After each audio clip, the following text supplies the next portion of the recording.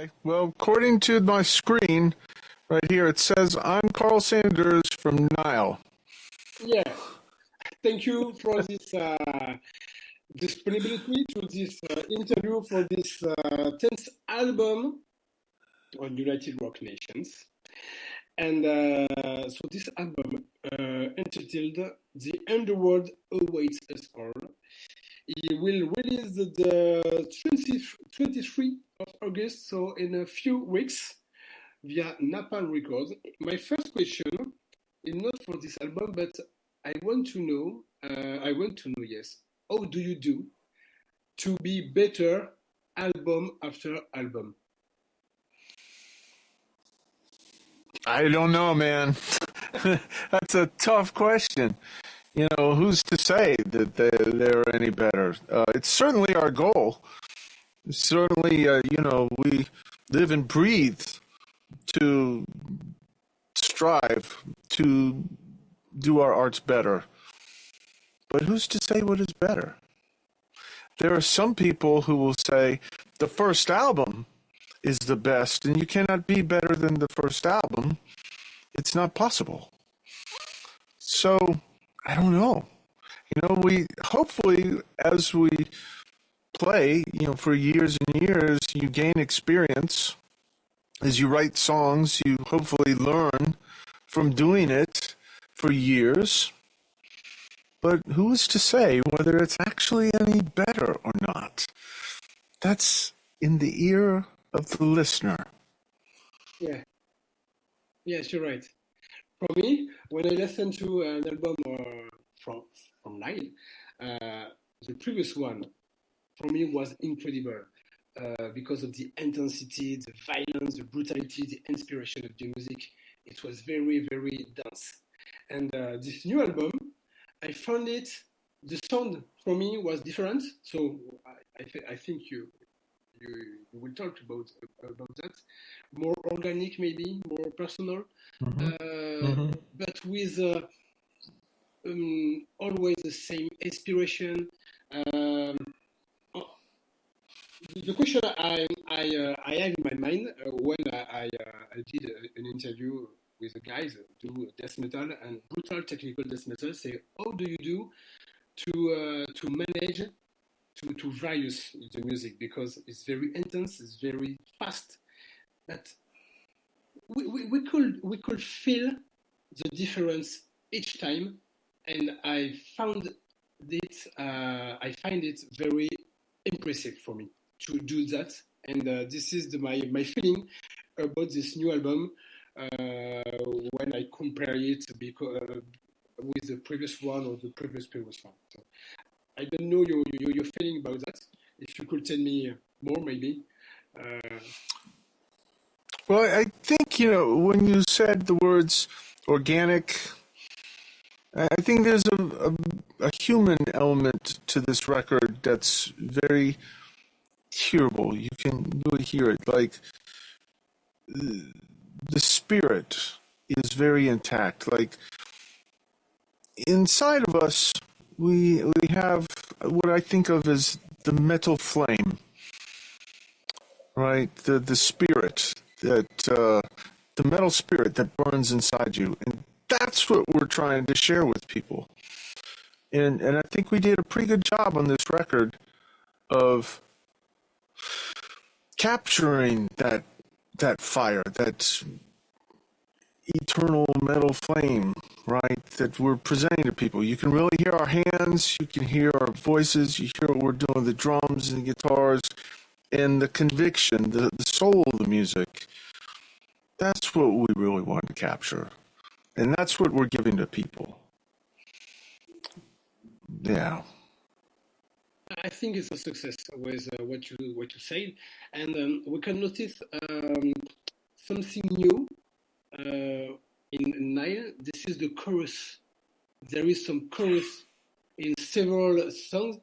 I think it's real. It's a real chorus, and I found it very epic. Maybe a little romantic. I don't know, magistral, and it brings something new in your music, I think, and very, very interesting to put the elements in your music, in the brutality of this music, with the chorus are so quiet, so pretty. Why does new musical touch in this album? Well, I think from a couple of places. The first was when we were writing these songs, I really didn't want to hear keyboard choirs on this record. To me, it was wrong because there's like an organic quality to these songs. Okay. So then I said, okay, if not keyboard choirs, then we need real people. So that made me ask myself, okay, well, if you're going to have backup singers in Nile,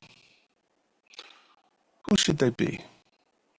And my brain went, well, if Quincy Jones were producing this record, who would Quincy Jones hire? Quincy Jones would hire some girls like In Vogue and put them in Cleopatra outfits. And that's who would be our backup singers. Yeah, so we need some voodoo singing kind of backup singers. So, well, we don't live in Africa, so we did the next best thing. And we got some local gospel music girls to come in and sing those parts. And it was such a unique sound in like metal. Like if I were listening to a Quincy Jones record or a Prince record or a whoever record, you could expect to hear the sound. But it's not a sound you normally hear on a metal record. But it seemed perfect for these songs. We're writing about ancient Egypt. So who do we need? We need some Cleopatra chicks singing. Yeah. Okay. It's very interesting, yes, to bring that in this album. I hope you keep it maybe for the next one, but today, We will see. yeah, we will see. And your the inspiration. So with the Underworld Awaits Us All, could you explain to us or what are the topics of this album and the 11 songs we could listen to inside? The topics. Well, I mean, I think it's typical Nile fare. There's songs about ancient Egypt. There's songs about ancient Sumerian things. Like the Stele of the Vultures, the very first track on this record, is about a stone monument that's broken in pieces. It's now on display in the Louvre. It's called the Stele of Vultures. And the song is taken from the story of this monument was made for, the war between Eanatum and the armies of the Umites. It was Lagesh and Uma. It was a horrific battle, made for a great metal song. Okay. And about this several thematics that you could sing in these several songs of this new album. Which part? Because Nile is very inspired by the Egyptian mythology, and we know that. And I want to know which part of this mythology maybe it's inspired you for this new album. Just something very precise to. Well, a lot of the record, deals with the Egyptian underworld. What happens, when we die? Where do we go? Well, no one knows for sure because no one has come back to tell us what happens when we die. What happens? I don't fucking know. But I got a pretty good idea that wherever Nile fans, metal listeners will go, we will be there together. The underworld awaits us all of us. No one will escape death, and probably we're all going to the same place. So if he's right, maybe in the underworld you will do death metal and I will do interview of you for this record. For all time. Yes, for all time. For eternity. Yes. And your punishment will be that you will have to ask new questions.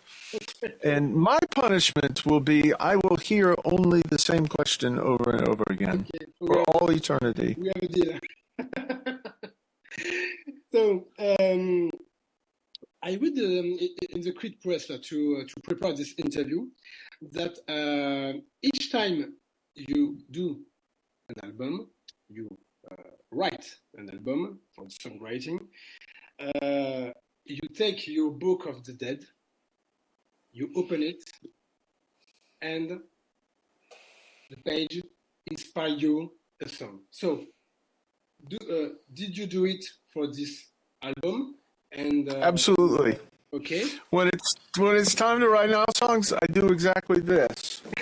Oh, let me show you. Okay. Right? Book of the Dead. Right? And I close my eyes. And I just open it. And whatever's on this page. Okay. That's the song. It doesn't always work though. Lots of times when I open the book, there's not a song there. It's just stuff that doesn't make a song. Okay. But sometimes, like 1 out of every 10, 12 times, open a book and whoa, I find something and it is a metal song. It's kind of like I let the universe write the songs, right? You ever heard of the randomosity of the universe, right? Fate, one could call it. I don't know. But when you got like the Book of the Dead, this page that I'm on right now, this one, chapter for going on into the Ennead, chapter for sending a soul, building the tomb chambers. Well, that's not a song. But here we go. Chapter for preventing a man from going upside down and from eating feces. This opened to that same page, probably because the page is worn. Okay. It opened to the same page. That's exactly where the chapter for not being hung upside down, mistaken in the underworld, and made to eat feces by the 4 apes came from. This was chapter for preventing a man from going upside down and eating feces. Bing! How is that not a metal song? Right? If you open this book and you see that, how do you argue with the metal gods? If they say, here's a song, you say, okay. Okay. It's a good thing. And very inspiring. Why not? I think it's as valid as any other method, right? No matter what method that you take to write a song, when you're finished, you either have a song or you don't have a song. And it's something that people want to listen to or something they don't want to listen to. So who's to say which composition method is more valid? Right? I think it's like art. If you take a bucket of paint and you throw it on the canvas, is that better or worse than using a paintbrush? Who's to say? Who's to say? That is in the eye of whoever is looking at the art. And for the other song, how do you work? Do you work only you or with the other members of the band?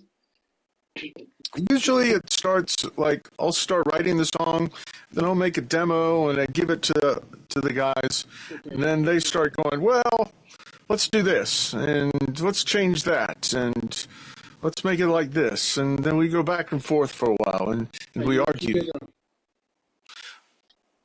together in opposition. Somehow the meeting of the minds, sometimes we yell at each other, sometimes we go, yeah, that's great, easy, no problem. some songs we go back and forth a lot.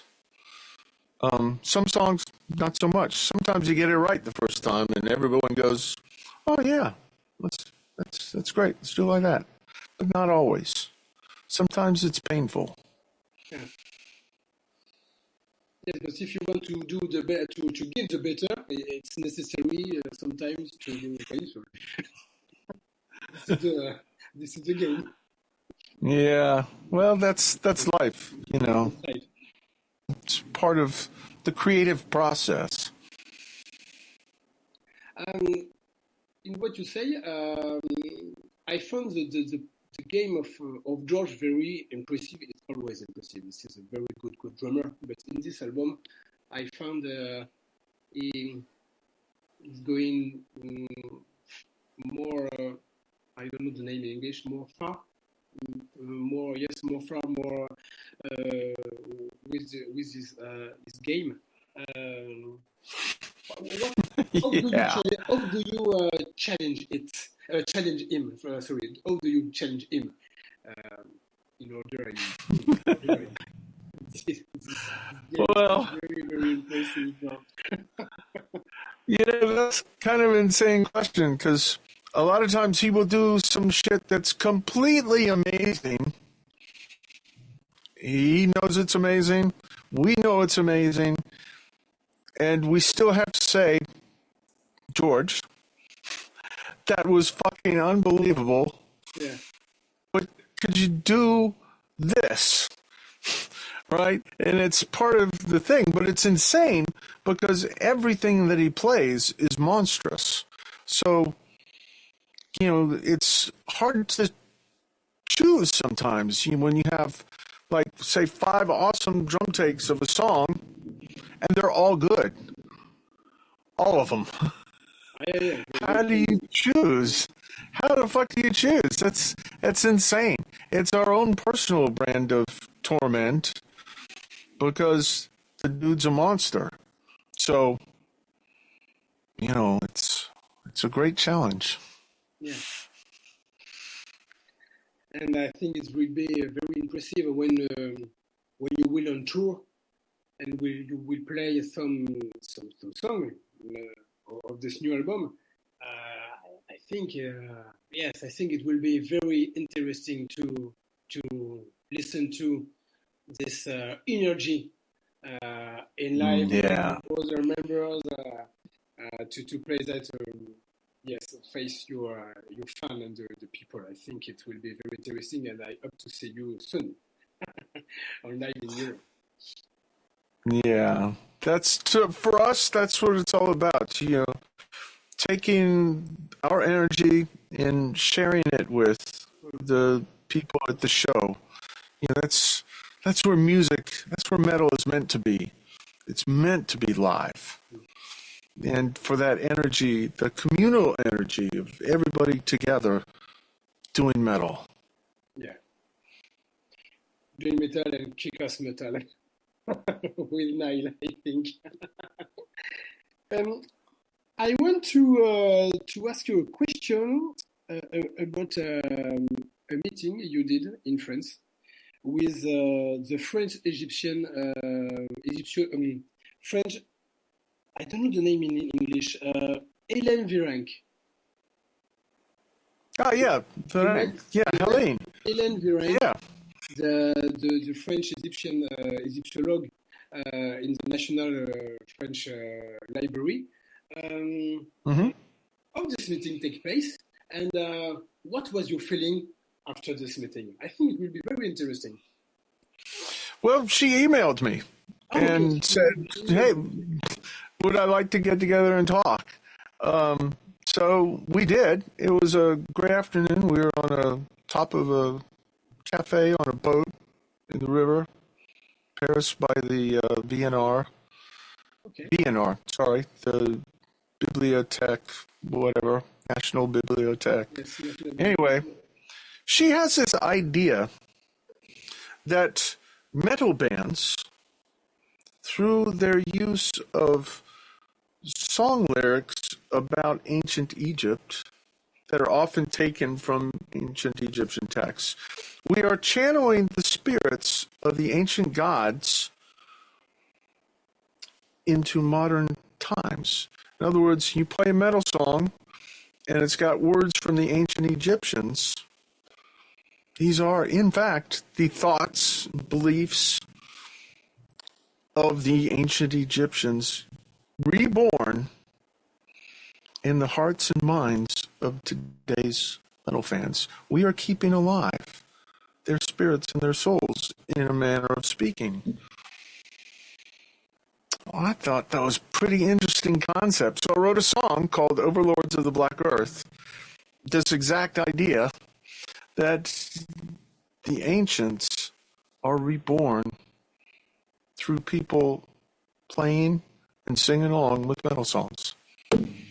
Overlords of the Black Earth. And what did she think about your music? Because if she's not have the ear to listen to this kind of music because it was very aggressive. She's a metal fan. And what was this her feeling about your music and the Egyptian? It was okay for her. She's a metal fan. She loves metal. She's a metal fan. Okay. Yeah. So it's okay for her. Okay, she likes it. She understands, right? She's not afraid of the art form. Yeah. This is a good woman. Yeah, she was very interesting to talk to. I remember that was a great afternoon. She really had a lot of great things to say, really expanded my thinking about a lot of things. Okay, so no, I think it's a very interesting experience for you and for her. To talking about metal and Egyptian, and how do you manage to mix the twice in your music? So now I want you to talk me about the artwork. The artwork is very impressive, like usual, because so the name of this guy. Michael Laurent. Yeah. He's very, very, very good artist. And so you was interested once again, the cover art of this new album. Why did you work with him, and how do you challenge him to, in order he could design this kind of cover art very, very amazing? Well, we've known Zay Mikal for many years. We've worked together so many times, so it's very easy with him. We Zoom together and we talk. For this record, I gave him the song lyrics. I gave him the ideas that go into the songs. I played him some demos. So he heard the music, he saw what it was about, and we just turned him loose. Whatever you want to do, go ahead.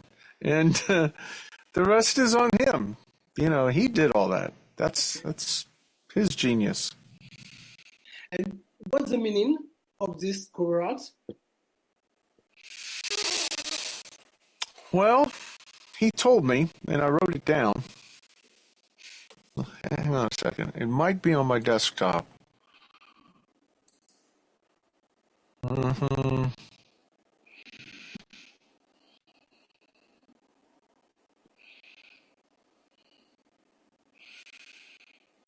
Lyrics,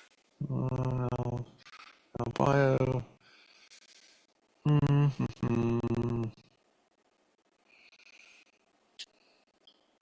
I know it was here.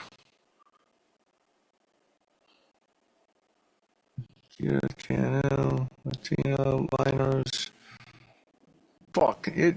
There's so much shit on my desktop that I'll never be able to find it.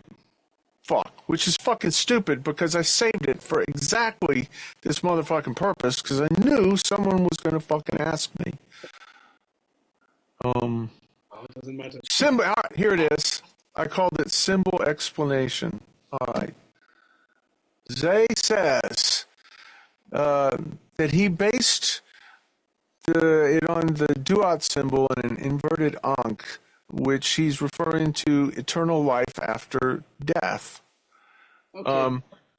The broken spiral around the duat is modified to shape related to the infinity symbol. The infinity loop is a main element of the cover art, and so that's why it's in the symbol. On the cover, it goes through the pyramid, which is the gate to the underworld. Part of this eternal loop is hidden behind the pyramid, which implies the rebirth, as the Egyptian gods could allow the soul to have yet another incarnation. And he goes on, talking more about the underworld. But so there we have it. We got, where'd you go? Zoom. Show me a zoom. Oh no, where are you? Yeah, but There you are. I think that the guy is very inspired. With okay, I think it's very interesting because of the underworld, the life, the death. Okay, I can understand. I think only 3 or 4 minutes left by the limit by Zoom. I have a last question. I want to know if with what shouldn't not be enough with vinyl rights and with this new album, could we say it's a trilogy? No, it's not a trilogy. I mean, if you want to think of it as a trilogy, please go right ahead. I will not stop you. If you want to believe this, please believe. Maybe it is, and I just don't know it. That's possible too. Maybe I don't realize that this is a trilogy, but it is. Who can say? I don't know. Okay. I didn't intend it to be a trilogy.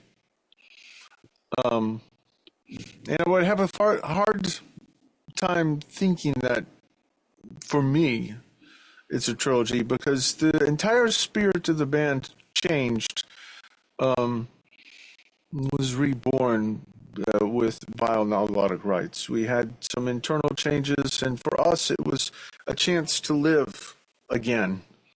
I think things had gotten very off track in the middle period of Nile, and things needed to change. And we were very happy with Vile Melodic Rights. I felt like we had put the band back on the right path for spiritual reasons, creative reasons,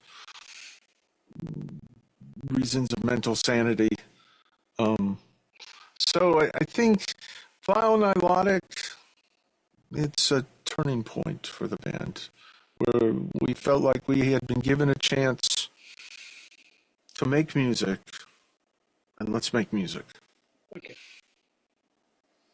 I see I have a little time to ask you a new question, if you have this time too. So what about the touring? Because with a new album, there is several gigs.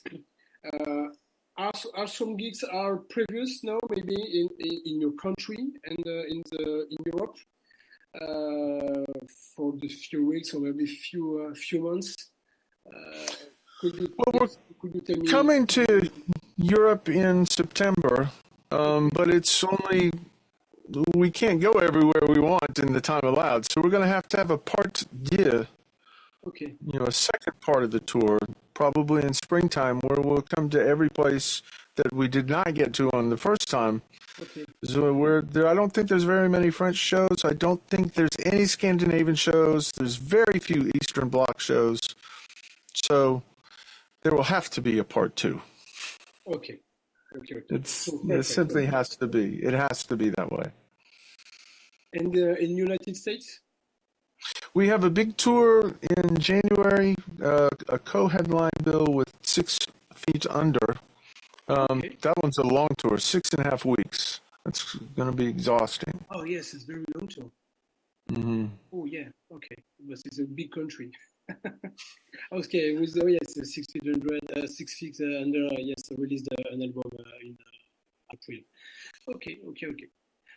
So that was my last question, Carl. I'm very Okay. thankful to your time with me, and I hope Well, to thank you, Stefan. thank you very much. You're welcome, and hope to see you in France. So maybe the next springtime. A biento. Okay, thank you, and don't forget we have a deal. We have one. Yes, we will Yes, do we have it. one. Okay, thank you, Carl. See All you. right. Bye. Take care. Take care.